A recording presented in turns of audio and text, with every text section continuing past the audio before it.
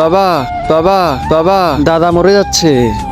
আবে মরতে দে বুটাকে, এসে থেকে তো কিছুই করতে পারিনি। না, ও কোনো ম্যাপ নিয়ে কোনো এক জিনিসের কথা বলতেছে। বাবাজি কি হয়েছে আপনার? এই নে বেটা। আবে এটা কি?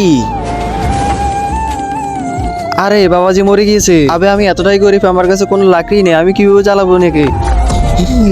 বেটা আমাকে লাকড়ি দিয়ে জ্বালিও না, আমাকে আমার জিনিস দিয়ে জ্বালাও। এই ম্যাপের ভিতরে একটা জাদুই দরজা আছে, যেটার ভিতর আমি অনেকগুলো শোয়ার খা খা খা খা খা খা খা। আবে কি খরগোশ? খাজানা? বাবা দাদু মনে হয় কোনো জাদুই দরজার পিছনে কোনো খাজানা রেখেছে, জলদি চলুন খুঁজে বের করি। বাবা মনে হয় এটাই সেই দরজা। হে জাদুর দরজা খুলে যাও। তোমরা এই দরজা খোলার জন্য আদিবাসী সাঙ্গু পাঙ্গুর কাছ থেকে চাবি আনতে হবে, তারপর দরজা খুলবে।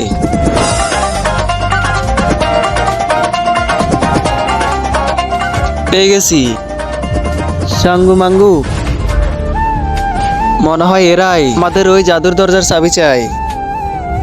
এই চাবির জন্য তুমি আমাদের সাথে বাসরাত করতে হবে। আবে শালা, তোদের এত বড় সাহস, তোরা আমার বাবার সাথে এইভাবে কথা বলছিস?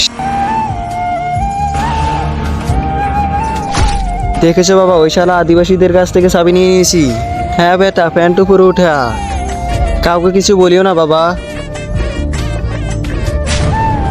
কোথায় আমার বাপে খাজানা রেখেছে? তার আগে দেখবো তুমি কি আল্লাহর ঘরটিকে বেশি ভালোবাসো নাকি এই মন্দির ঘরটিকে বেশি ভালোবাসো।